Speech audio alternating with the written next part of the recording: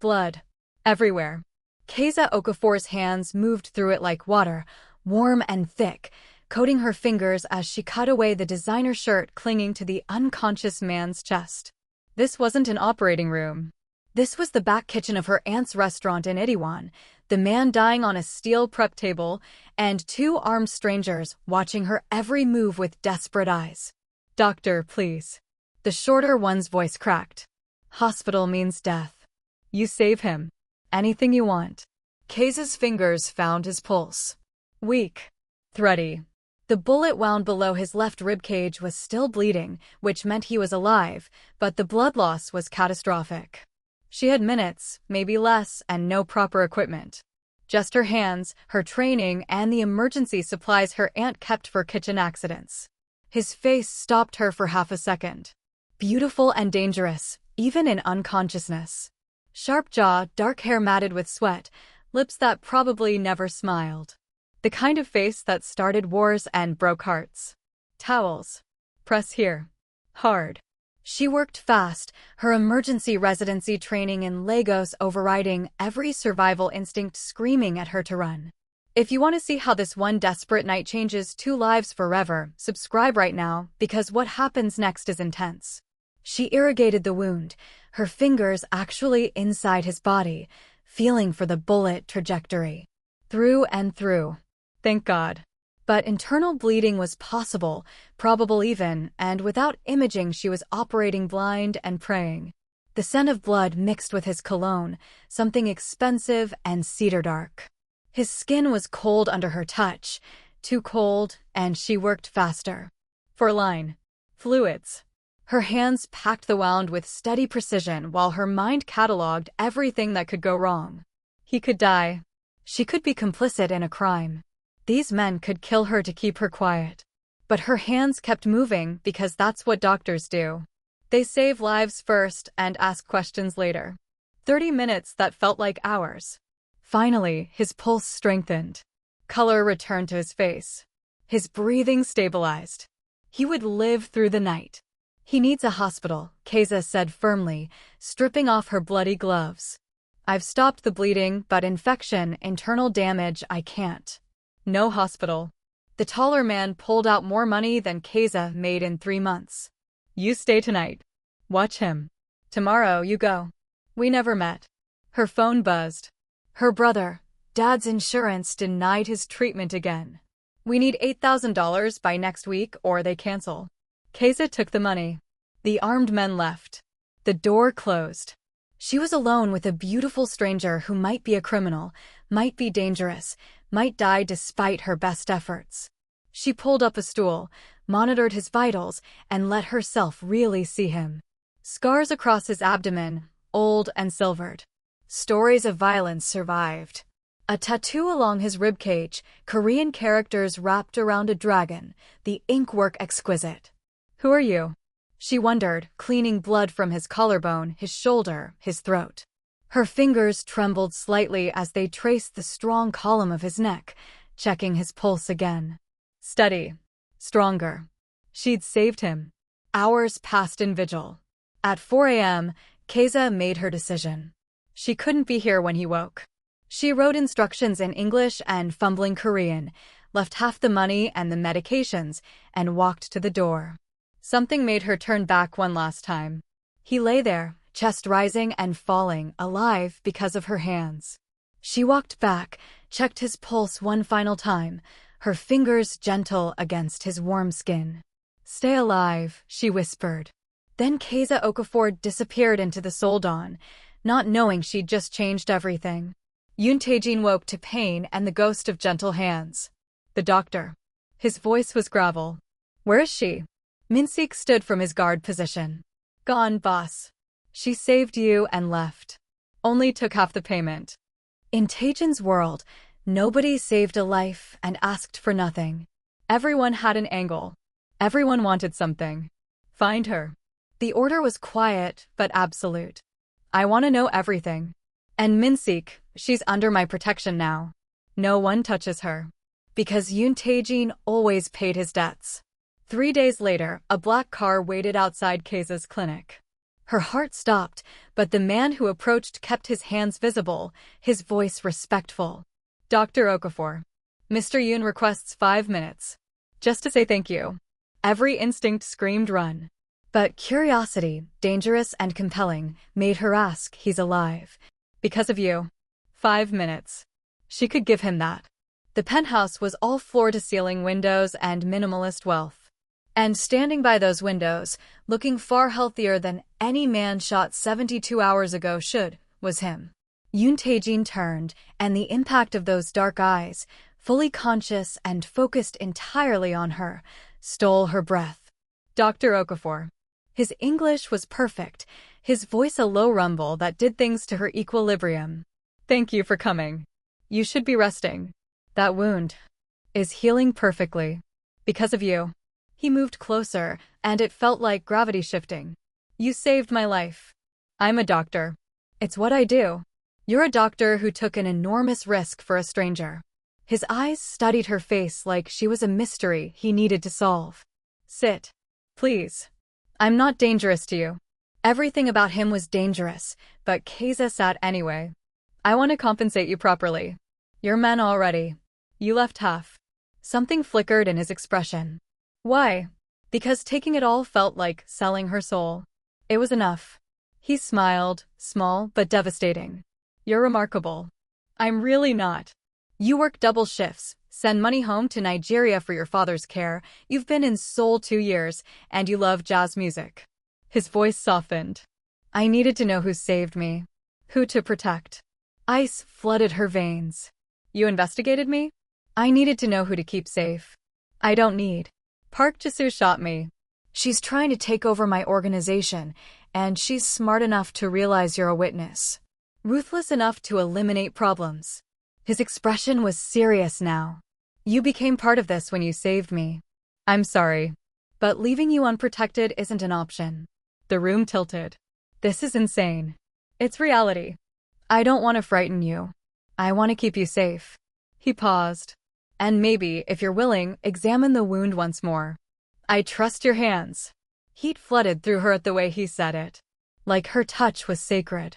One examination, she heard herself agree. Then I want my normal life back. You have my word.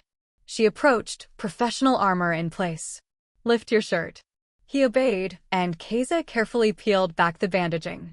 The wound was healing cleanly, her work holding. She probed gently around the injury site and felt his muscles tense beneath her fingertips. Not from pain. She looked up and found his face inches away, his dark eyes heated, intense. The air between them crackled. Keza stepped back quickly, heart racing. You're healing well. Keep it clean, watch for infection, no strenuous activity for 2 weeks. Will you check it again? In 3 days. She should refuse. Should run from this beautiful, dangerous man and whatever this feeling was between them. 3 days, she agreed, and saw victory flash in his eyes. The courtship was unexpected and overwhelming. Tae-jin didn't just pursue her, he studied her. Flowers arrived at the clinic, protea and bird of paradise, African varieties that showed he'd researched, cared. A car appeared after her late shifts. Dinners at his penthouse where he cooked Korean dishes and asked about her childhood in Lagos, her dreams, her family. He listened like her words were scripture. And he shared pieces of himself. His mother, who'd loved poetry and taught him to cook. His father, cold and calculating, who'd built an empire on violence. The weight of a legacy he'd never wanted but couldn't escape. Do you ever wish you could walk away? Keza asked one evening, 2 weeks into whatever this was, sitting on his sofa with careful distance between them. Every day. His voice was quiet, honest. But walking away means leaving people vulnerable. I've been trying to change things. Less violence. More legitimate business. It's slow. A redemption arc? Maybe. Or maybe I'm just tired of the blood. He turned to her, his gaze intense. Or maybe I met someone who makes me want to be better. The confession hung between them like a bridge. Tae-jin. His name on her lips felt dangerous and right. He moved closer, his hand reaching to cup her face with devastating gentleness. Tell me to stop, and I will. Tell me you don't feel this. I feel it, she whispered. It terrifies me. Good. Fear means you understand what's at stake. He leaned in slowly, giving her every chance to retreat. I'm going to kiss you now, Keza. If you don't want. She kissed him first. His lips were soft and warm, tasting like the wine they'd shared. The kiss started gentle, questioning, then deepened as he pulled her closer. Her hands found his hair, his shoulders, careful of his still healing wound. He kissed her like she was oxygen, like he'd been drowning and she was air. When they broke apart, both breathing hard, his forehead rested against hers. I'm falling for you, he said quietly. Completely. Recklessly. Tell me I'm not alone in this. You're not alone. Her voice shook. But I don't know how to do this. Your world, the danger. We'll figure it out. Together. He kissed her again, softer this time. I've got you. I promise. But promises in his world, Keza would learn, came with a price. 3 weeks of careful courtship. 3 weeks of falling deeper. 3 weeks of Keza trying to balance her normal life with this extraordinary man who looked at her like she hung the moon. Then came the Sunday that shattered everything. Keza was at the free clinic, treating a child's rash, when her security guard burst in, face urgent. Dr. Okafor, we need to leave. Now. I'm with a patient. Jisoo knows where you are. She's coming. Terror was ice water in her veins. She finished quickly, handed the child to another doctor, and followed the guard to the back exit. They didn't make it. 3 black cars blocked the alley. Armed men and women emerged, and at the center, looking like a fashion magazine cover in designer clothes and cold eyes, was Park Jisoo, the little doctor. Jisoo's smile was all teeth. You're very talented. Saved Taejin when he should have died. That was inconvenient. I don't want trouble. Too late. You chose trouble when you chose him. They grabbed her. Chloroform. Darkness. Keza woke with her hands zip-tied, head throbbing, in a warehouse that smelled like rust and fear. Medical training kicked in, possible concussion, bruised ribs, minor lacerations. Nothing immediately life-threatening. Jisoo sat across the concrete space, scrolling her phone. Awake? Good. I've texted your boyfriend your location. Let's see if he values you more than his empire. He'll kill you for this. He'll try. Jisoo stood, approached, crouched to eye level. Tell me, did you sleep with him yet? Or is he playing gentleman? She laughed. Taejin always did have a romantic streak. His weakness. Keza said nothing, meeting Jisoo's eyes with every ounce of courage she could summon. The warehouse door exploded inward. Taejin entered alone as demanded, gun in hand and face carved from fury and fear. But his eyes, when they found Keza, held something that made her chest ache. Raw terror. For her. Let her go, Jisoo. This is between us. Finally.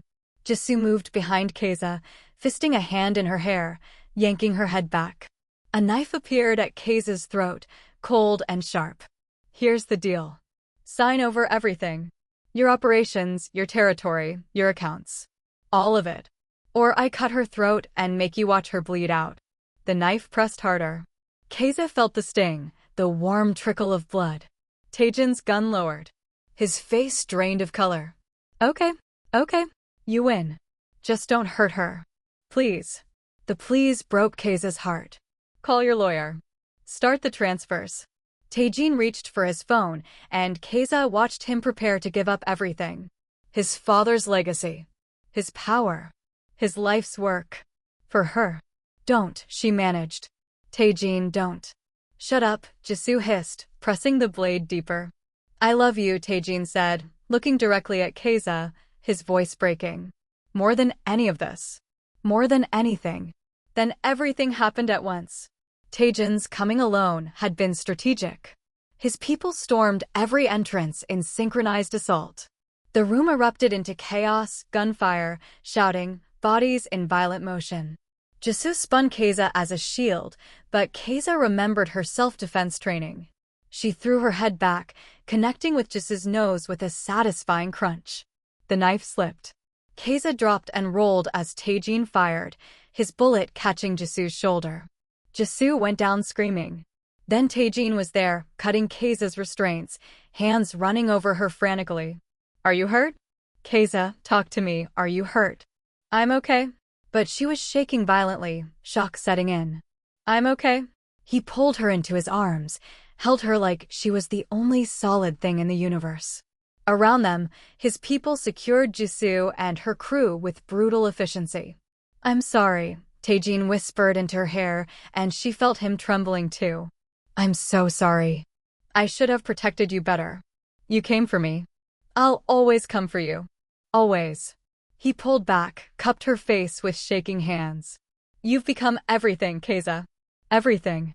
She kissed him, tasting fear and relief and love too big for words. But that night, alone in her apartment with police-grade locks Taejin had installed, reality crashed down. Keiza sat in the shower, water running cold, and couldn't stop shaking. She'd been kidnapped. Held at knife point. Nearly killed. This was Taejin's world. Violence and danger and constant threat. She loved him. God, she loved him. But could she survive loving him? Her phone buzzed. Taejin, are you okay? I can come over. Or send someone. Please tell me you're okay. Keiza stared at the message and started crying. Deep, wrenching sobs that came from somewhere primal and terrified. She wasn't okay. Over the next week, the nightmares started. She'd wake up screaming, feeling the knife at her throat. She couldn't focus at work. Couldn't eat. Couldn't function. Taejin was patient, gentle, giving her space, but always there. But the fear lived in Keiza's bones now. 10 days after the kidnapping, she went to his penthouse and broke her own heart. I can't do this. The words came out broken. I love you. I love you so much it's destroying me. But I can't live like this, Taejin. I can't wake up every day wondering if someone will use me to hurt you. I can't, her voice cracked. I choose my life. I choose safety. I'm sorry. Taejin's face went carefully blank, but she saw the devastation in his eyes. I understand. Do you? Because I can barely understand it myself. I love you and I'm leaving you, and both those things are true. He stepped closer, not touching, but close enough that she could smell his cedar cologne. If this is what you need, I'll respect it. I won't beg. I won't make this harder. His voice dropped to a whisper. But know this, Keiza. You saved me. You brought me back to life. And I will spend every day becoming a man worthy of you, even if you're not there to see it. She was crying now, ugly tears that wouldn't stop. I'm sorry. Don't be sorry for choosing yourself. I love you enough to let you go. Keiza left, and it felt like ripping out her own heart. The next 3 weeks were the worst of Keiza's life. She went through the motions. Work. Home. Work. Home. Everything was gray and tasteless and wrong. Her best friend and coworker, Amara, finally cornered her. Okay, what happened? You look like someone died. I left him.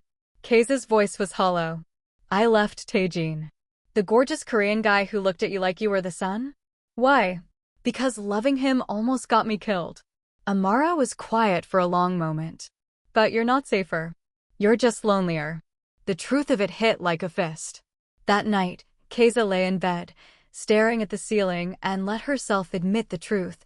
She wasn't safer. She was just miserable. And if Jisoo wanted her dead, leaving Taejin didn't change that. It just meant she'd die alone. She was reaching for her phone when it rang. Unknown number. Hello. Dr. Okafor. Jisoo's voice was silk and poison. Did you really think leaving him would save you? How naive. I'm coming for you. And your family in Nigeria. Your brother. Your sister. Your sick father. I'm going to destroy everyone you love, and there's no one to protect you now. The line went dead. Terror gave way to rage. Cold, clarifying rage. Keiza had run. Had chosen safety. And it changed nothing. Jisoo would still come. Still hurt her family. The only difference was now she'd face it alone, without the man she loved, without the one person who'd proven he'd give up everything for her. She'd been a coward. Not anymore. Keiza grabbed her keys and drove through Seoul's rainy night to the penthouse. Are you crying yet? Because I am. Hit that like button if this story is wrecking you in the best way. Taejin answered the door looking like he hadn't slept in weeks. When he saw her, soaked from rain, his eyes widened with immediate concern. Keza, what? I was wrong. The words tumbled out. I was scared and I ran, and I thought leaving you would keep me safe, but it won't. Jisoo just called. She's coming for me. For my family. And I realized I'd rather face danger with you than face safety without you. I'd rather have one day of loving you than a lifetime of existing without you. Keza. I'm not done. Tears mixed with rain on her face. You said you'd spend every day becoming worthy of me. But Taejin, you already are. You're the man who gave up everything to save me. Who respects my choices even when they break you. Who's trying to build something better than what you inherited. I don't need you to be perfect. I just need you. He stared at her, expression unreadable, and for a horrible moment Keza thought she'd come too late, broken too much. Then he moved. Taejin pulled her inside, into his arms, kissing her with desperate hunger and relief and love that burned. They kissed in the doorway, rain-soaked and frantic, making promises with their mouths that words couldn't hold. When they broke apart, both breathing hard, he pressed his forehead to hers. I was dying without you, he whispered. Every day was agony. But I meant what I said. I love you enough to let you go if that's what you need. I need you. I need us. I need to stop being afraid and start fighting for what I want. She pulled back to look in his eyes. I choose you, Taejin. The danger, the complications, all of it. I choose us. Thank God. He kissed her again, softer this time. Thank God. I love you. I love you so much. I love you too. And I'm sorry No apologies. You needed time. You needed to choose this freely. His hands framed her face with infinite tenderness. But now that you're here, I'm never letting you go. Promise? I promise. We'll handle Jisoo together. We'll build a life together. Whatever comes, we face it together. Together. It sounded like a vow. That night, wrapped in Taejin's arms, Keza felt safe for the first time since the kidnapping. Not because there was no danger, but because she wasn't facing it alone anymore. Handling Jisoo was brutal and final. Taejin's people tracked her to a safe house outside Seoul. But instead of killing her, Taejin did something unexpected. He turned her over to the authorities with enough evidence of her crimes to ensure life imprisonment. No more blood, he told Keza that night. I'm done with that world. She'll pay for what she did, but through the system. I want to build something clean. For us. For our future.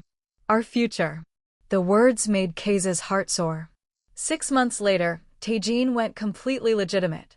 He sold off the criminal operations, kept only the clean businesses, and started transitioning his people into legal work. It was risky and complicated, but he did it. For her. For them. For the life they were building. 1 year after that desperate night in her aunt's restaurant, Taejin took Keza back to that same kitchen. This is where it started, he said softly. Where you cut away my shirt and saved my life. Where you undressed me and saw all my scars and didn't run. I ran eventually, she reminded him with a small smile. But you came back. You chose me. He knelt on the kitchen floor, pulled out a ring that somehow balanced elegant and understated perfectly. Keza Okafor. You saved my life that night. Not just my body, my soul. I was a dead man walking until your hands touched me. You undressed me and saw every scar, every sin, every ugly truth, and you healed me. Marry me. Let me spend my life being worthy of the miracle of you. Yes. She was crying, laughing, pulling him up to kiss him. Yes, yes, yes. The ring slid onto her finger like it belonged there. Like she belonged with him.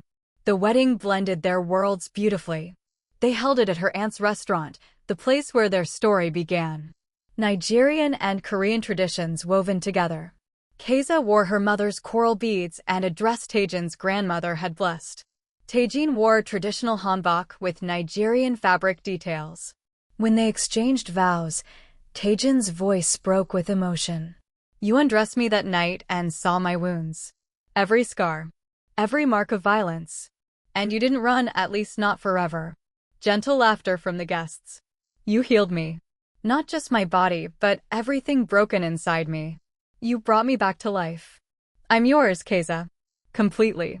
For whatever life we build together. Keiza's vows were simpler but no less profound. I choose you. Every day. In every way. You're my unexpected miracle. You woke up and ordered your people to find me, and in that finding, we both found home. I'll never regret saving you. Never regret loving you. You're my heart, Taejin. Always. They kissed as husband and wife to thunderous applause, and Keiza tasted salt. His tears or hers, it didn't matter. They were together. 18 months later, Keiza stood in the doorway of their nursery, watching Taejin hold their daughter with the wonder of a man still amazed by blessings. She has your eyes, he said softly, looking up with a smile that still made her heart skip. She's perfect. She is. Keiza moved to join them, completing their little circle. Their daughter, Chioma, which meant good God in Igbo, because she was their miracle, yawned and stretched tiny fists. Do you ever regret it? Taejin asked quietly. That night? Everything that came after. Keiza thought about the fear, the danger, the almost losing each other. Then she thought about this, their family, their love, their life built from impossible beginnings. Never. You're my best diagnosis. My most successful treatment. She kissed him softly. My greatest love. I spent years building an empire, he murmured against her lips. But you, our daughter, this is the only kingdom that matters. Outside their window, Seoul glittered with evening lights. Inside, a family breathed and loved and existed in defiance of every odd stacked against them. Keiza had undressed a dying stranger and saved his life. He'd woken up and ordered his people to find her. And in that finding, they'd both discovered something neither had been looking for, a love that healed, transformed, and endured. A love worth every risk. A love that saved them both. Years later, when Chioma asked how Mommy and Daddy met, they'd smile and say, with blood and courage and a leap of faith, your mother saved my life, and I spent the rest of mine making sure she never regretted it. And when Chioma was old enough to understand, Keiza would add, I was terrified. I ran. But love brought me back. Because real love isn't about never being afraid. It's about being afraid and choosing each other anyway. That was their story. Not perfect, but theirs. Built on scars and healing, danger and devotion, fear and the courage to love despite it. And it was everything.